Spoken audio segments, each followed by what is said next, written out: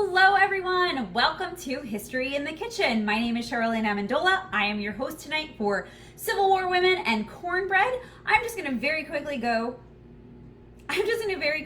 grab some melted butter out of the microwave, and then we will get started. I wanted to have some melted butter ready for us for tonight because the recipe works much better with melted butter than it does with softened butter. So I'll be right back.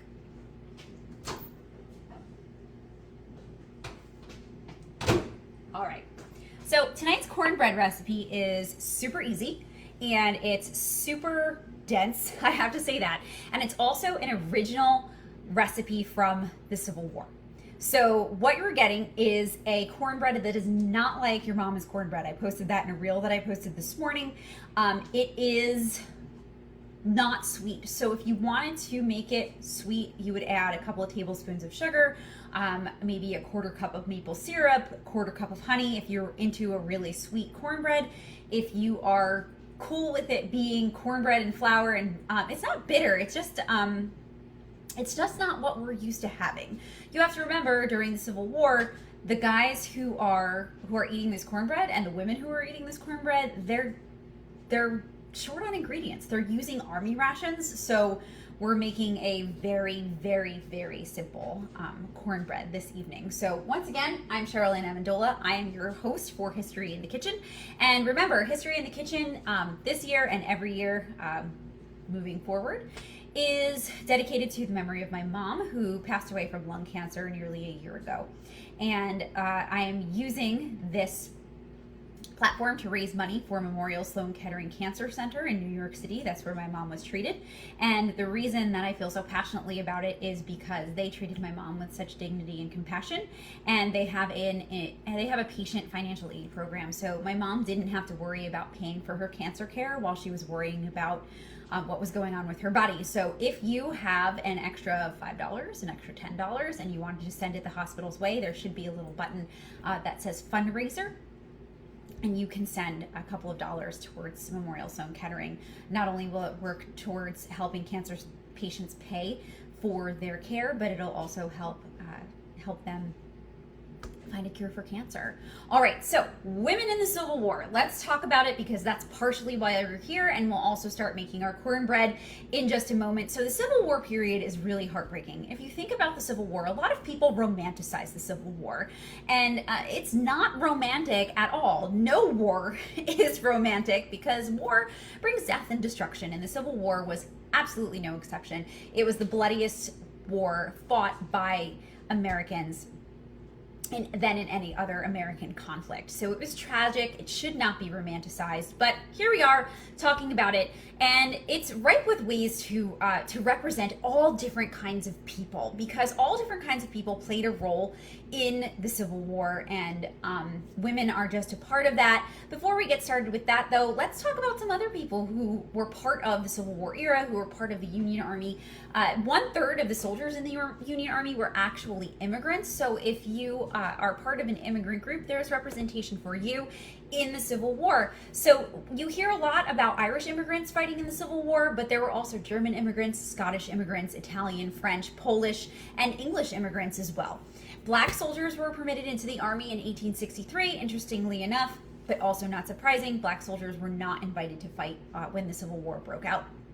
And lastly, I think that it's important for us to use the Civil War to learn about all kinds of different histories. Tonight, we're going to be focusing on women's history and gender expression, which is really important because women make up half of the population of Earth. It's the other half of history, and then there are also lots of different genders on the spectrum that we can talk about as well. So during the war, women found different ways to defy gender expectations and do their work outside of the home. So prior to the 1860s and even after the Civil War, so the Civil War doesn't change much for women in society and as far as their rights are concerned with government. As many of us know, the women don't receive the right to vote until 1920, and again, that's only white women that get the right to vote in 1920. So the Civil War doesn't change too much, except it gives women an idea of what it's like to be outside of the home. There were very few socially acceptable ways to participate in society outside of the home for women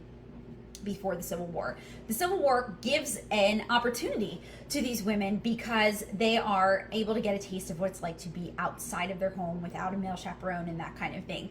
So women of all races and socioeconomic classes contribute to the war effort in some way. It gives women a chance to produce supplies. They are spies. They raise money for the war effort. They do domestic work on the battlefield. And by that, I mean cooking, which we're going to be doing today. But I also mean laundresses, nurses, etc.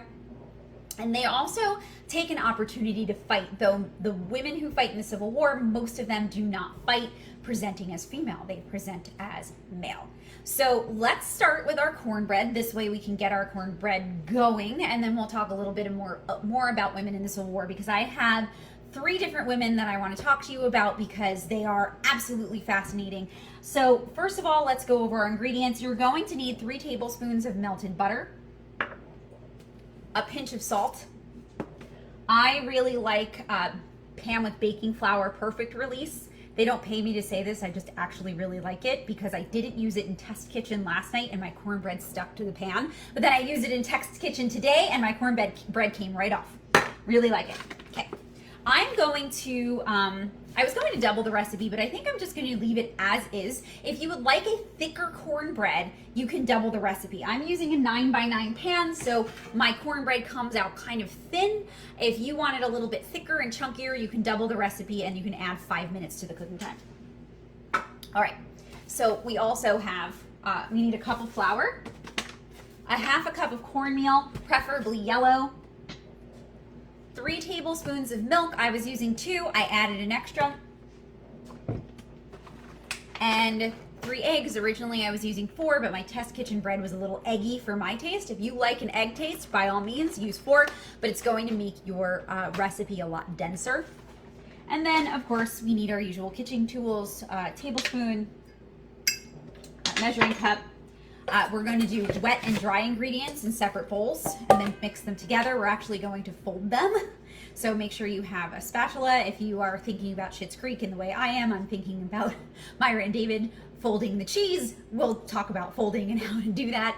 And I like to use a whisk for everything. I'll do my dry ingredients with my whisk first, and then I'll do my wet ingredients, and then I'll fold. Mary, thank you so much for your donation to Memorial Sloan Kettering. I appreciate it. And also, thank you for coming with me last night to get this wonderful nonstick pan. Last night, Mara's my best friend, and last night I had to, she and I went out to Christmas tree shop, and I needed a new pan because I ruined it with the sticky cornbread. So we're gonna be real careful to make sure our cornbread doesn't stick to our pan. All right, so let's mix our dry ingredients together first, and then we'll talk a little bit more about Civil War women. So we are going to start with half a cup of cornbread, or I'm sorry, half a cup of cornmeal. Now, if you like your bread corny and you'd rather it taste a little more like corn and have it be a little less fluffy, and I'm not saying that this is fluffy by any means. Remember, we're talking about wartime rations here. They did not have much. Most of the stuff that they got was like rancid anyway. Also, fun fact, Americans don't start drinking coffee as a result of the American Revolution and a protest against tea. We actually go right back to tea.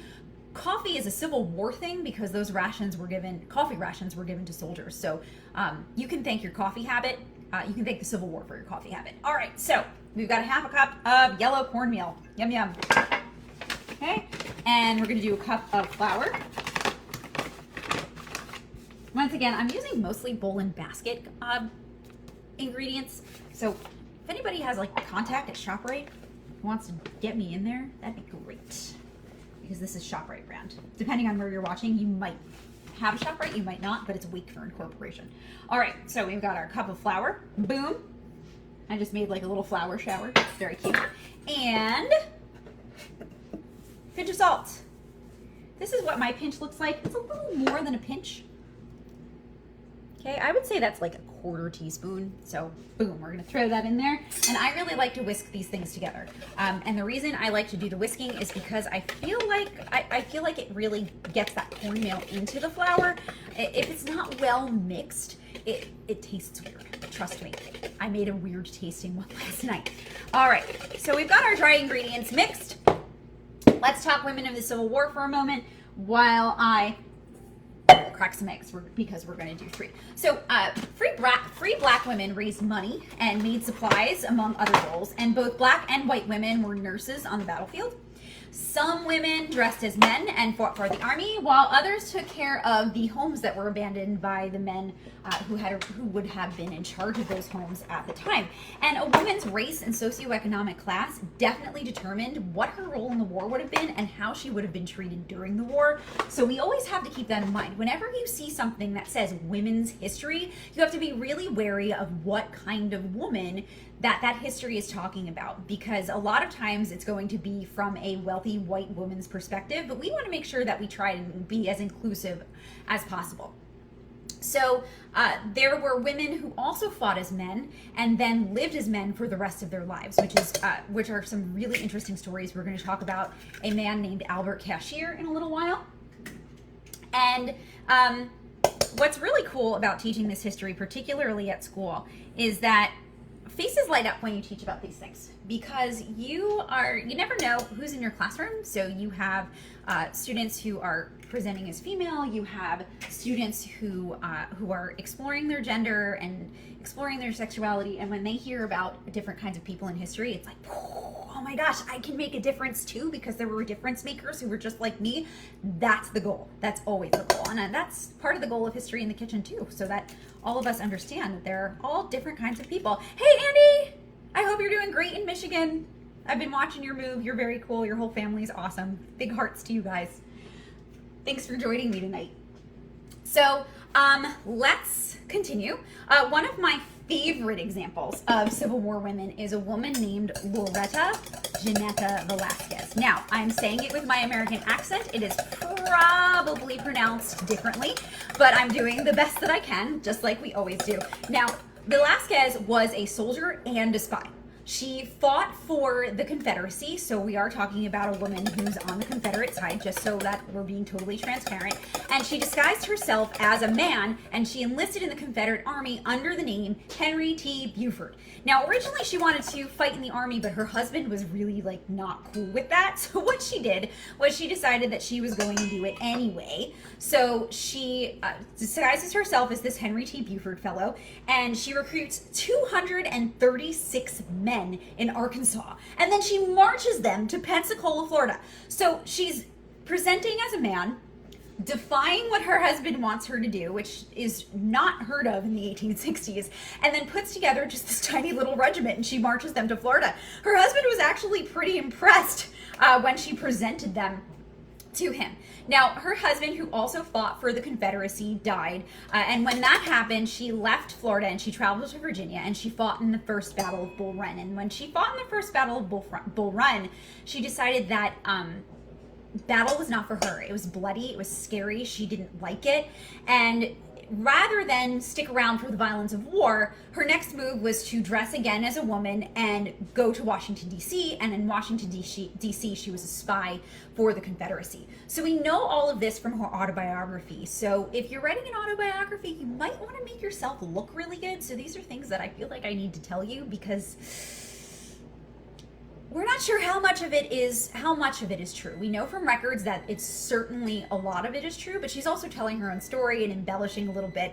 And the name of her autobiography, which was published in 1876, if you're interested, is The Woman in Battle, a narrative of the exploits, adventures, and travels of Madame Loretta Janetta Velasquez, otherwise known as Lieutenant Harry J. Buford. So very interesting story there. All right, so I've got my eggs beaten in this bowl, and the next thing I'm going to do is I'm going to add milk. And like I told you earlier, we're putting in 3 tablespoons instead of the original 2 that I had posted, because after a couple of test kitchens, that just worked better. So we're doing it that way. In fact, I also tested it with half and half, and that worked out well too. So if you have whole milk or if you have half and half, any one of these things works out. So I feel like the creamier the milk, the better. But that time was 1%. So, all right. So we're going to put our wet ingredients in with our dry ingredients, one on top of the other, okay? And we're going to fold first. We're not going to put our melted butter in just yet. And the reason for that is because I don't want the hot butter to cook the egg, because that's gross. Okay, and it won't cook right. But first and foremost for me, that's gross. Right? So if you have a moment and a couple of spare dollars, don't forget, we're raising money for the hospital tonight, talking about Civil War women, and we are also making some awesome cornbread.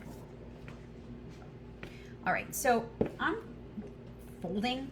I don't want to stir. And the reason I don't want to stir is because if I stir the flour with the egg and the milk, the dough is going to get too dense. You don't want to over mix. So rather than mix, we're really treating our cornbread gently and we're folding. All right, so I'm going to add my melted butter now. I have 3 tablespoons of melted butter in there. You can also do it as softened butter. That will work as well, but I find it easier to work with the melted butter for this recipe. Now, if you're making a chocolate chip cookie, pro tip, just leave the butter out for like hours and soften it that way. You never want melted butter in a chocolate chip cookie because it will make it greasy and lacy and flat, and then everyone will cry because your chocolate chip cookies are ruined. All right, so I'm going to continue to fold. All right, another interesting woman in the Civil War, and this is also a heartbreaking story, so pay attention to this one, is Louisa Smith. Louisa Smith was a black woman who was enslaved in Mississippi prior to the Civil War, and she self-emancipated in 1863. Now, there's a very deliberate use of my language there. I never say run away, because running away implies that something's wrong, that someone did something wrong. And when an enslaved person self-emancipates, they're not doing something wrong. They're escaping the theft of their labor. So we're using the word self-emancipate. You might be more familiar with it as runaway. So she self-emancipates in 1863 with her husband and with many other members of her community.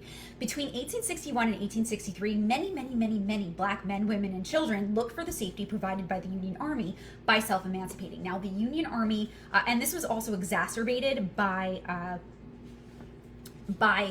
the Emancipation Proclamation, in which Abraham Lincoln declared all of the enslaved people in the Confederate States, not in the Union States, in the Confederate States, free. Now, there were some states that legally allowed slavery that were still in the Union. The Emancipation Proclamation did not apply to them, so let's make sure we remember that. So the Emancipation Proclamation is going to apply to the Confederate States. So all of these people are self-emancipating and they're looking for the safety of the Union Army. And the Union Army was not expecting this refugee crisis. So they had no idea what to do with all of these people. So Louisa Smith was actually picked up with her husband and other community members on a gunboat when the gunboat was patrolling the Mississippi River. And her husband was welcomed by the Union Army because he was welcome to fight, but Louisa and the elderly and children and other women were not welcomed by them because the Union Army did not know what to do with them. So the Union Army actually forced Louisa and other women to get off the boat down the river. So Louisa and those other women, children, and elderly were known as Union contraband. And I want us to think about what the word contraband means. Contraband means like a thing.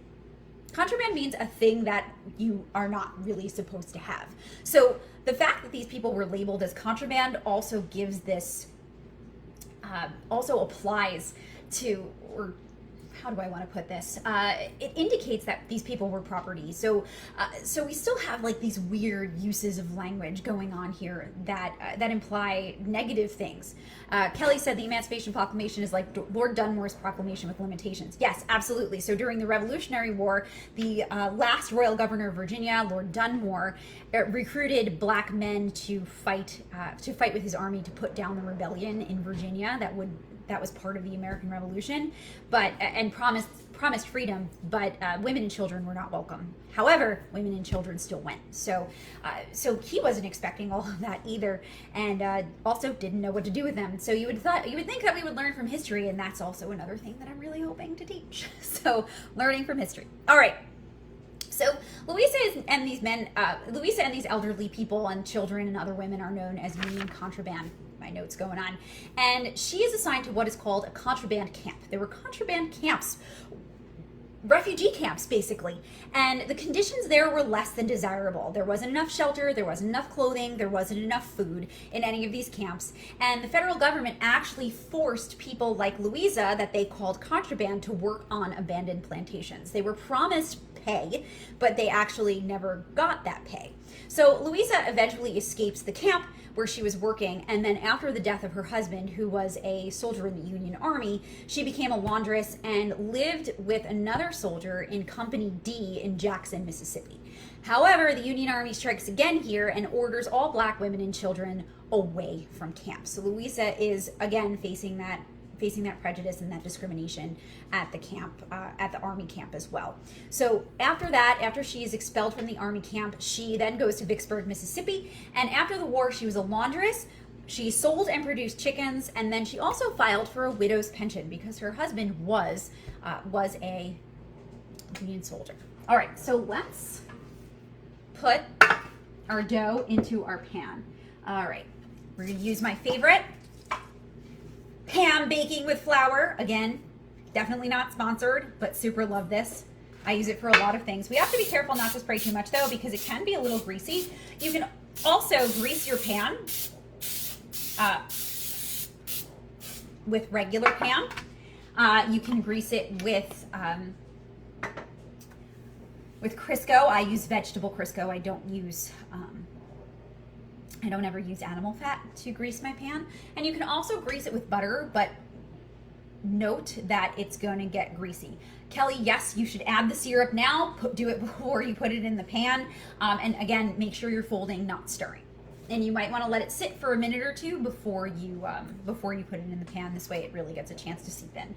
All right, so when I put this in my pan, I'm going to turn my camera down so you can see it, and I'll get my notes out of the way.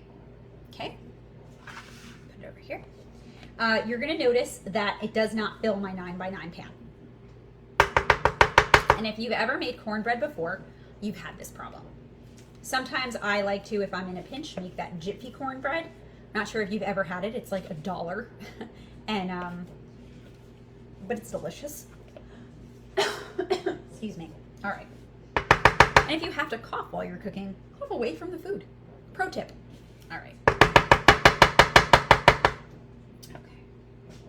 So next thing I'm going to do is I'm going to shake my pan, and I am going to get this dough into as much of the pan as I can. All right, so while I'm shaking the dough and trying to spread it out as best I can, like I said, it's going to be a thin cornbread because I didn't double my recipe.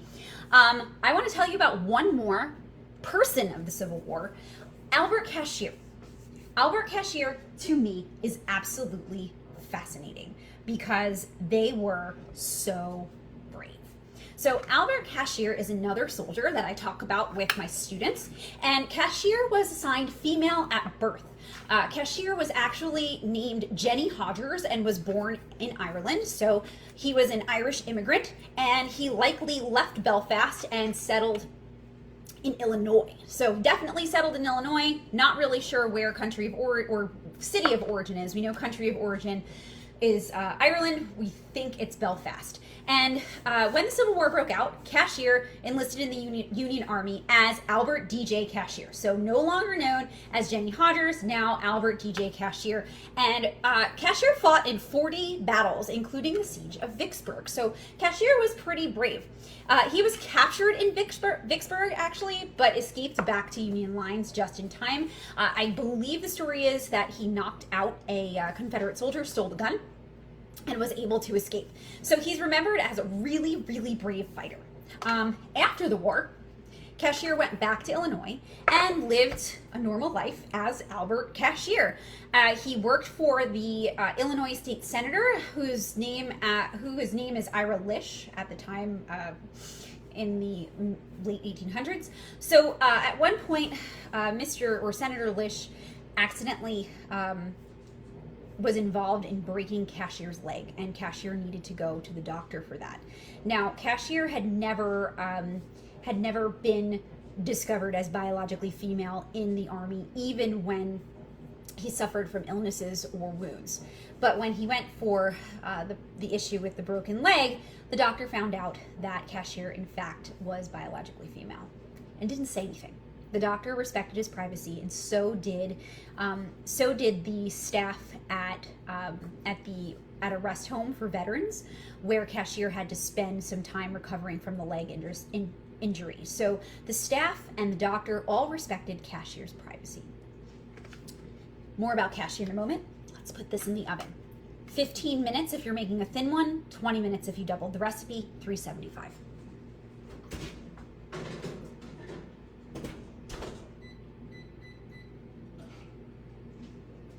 All right. And then I have some done cornbread that I'll show you in a moment. So, Cashier continues to live his life after the leg injury. He collects his Army pension, rightfully so, because he fought in over 40 battles and was an excellent soldier. And but as he got older, his mind started to fail him, and he went to Watertown State Hospital for the Insane in 1914. And the facility staff allowed the information that Cashier was biologically female to get out, and it was printed in the newspapers.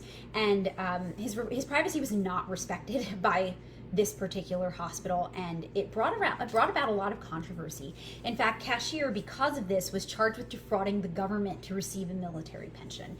Now, thankfully, the people that he fought with as a Civil War soldier, his soldier friends came in and they vouched for Cashier. They testified on his behalf, and they were like, listen, he was a really brave soldier. He fought the way he was supposed to fight. There's no reason he shouldn't get his pension. And Cashier ended up being able to keep his military status. But even though his military friends testified that he was not, in fact, Jenny Hodgers, but Albert Cashier, the people at Watertown State Hospital for the Insane forced Cashier to live as a woman and to wear women's clothes. And because he was not used to wearing the kinds of clothes that you would have worn as a woman in 1914, think dress, think long dress, think lots of layers, and because his mental capacity was lower and because he was very frail, he actually ended up tripping on the clothes and breaking his hip. And he spent the last parts of his life bedridden. And because the hospital simply couldn't accept and treat Cashier for who he was, Cashier ended up dying. However, he was buried with full military honors, and he was buried in his uniform. So that gives us some food for thought about respecting people for who they are and making sure that we honor them for who they are as well. The doctor and staff who took care of Cashier after his leg injury totally did that, and Cashier was able to live more of his life. However, the people at Watertown did not, and it resulted in his death.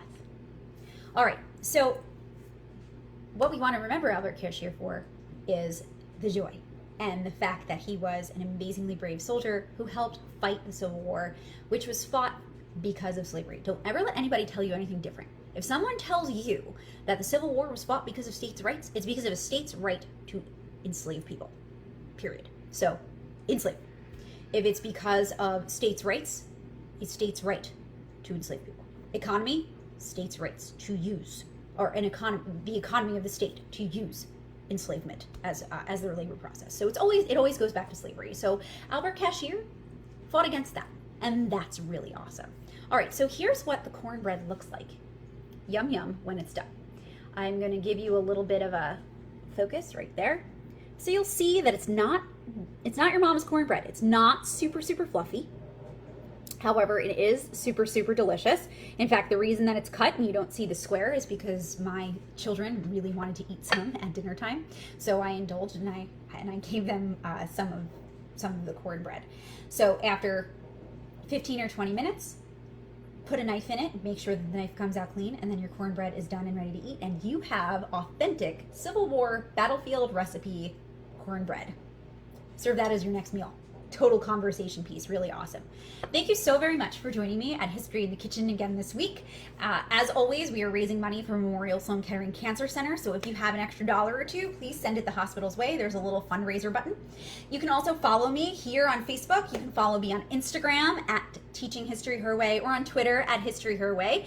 And I am looking forward to cooking again with you next week. And if you have any ideas or anything that you're interested in, any topics that you're interested in for History in the Kitchen, please let me know. I will cater it to you, no pun intended, and I will make sure that I find a recipe that goes along with what you're interested in. Thank you so very much again for joining me, and I'll see you next week. Have a good one and enjoy your cornbread. I hope you learned something tonight.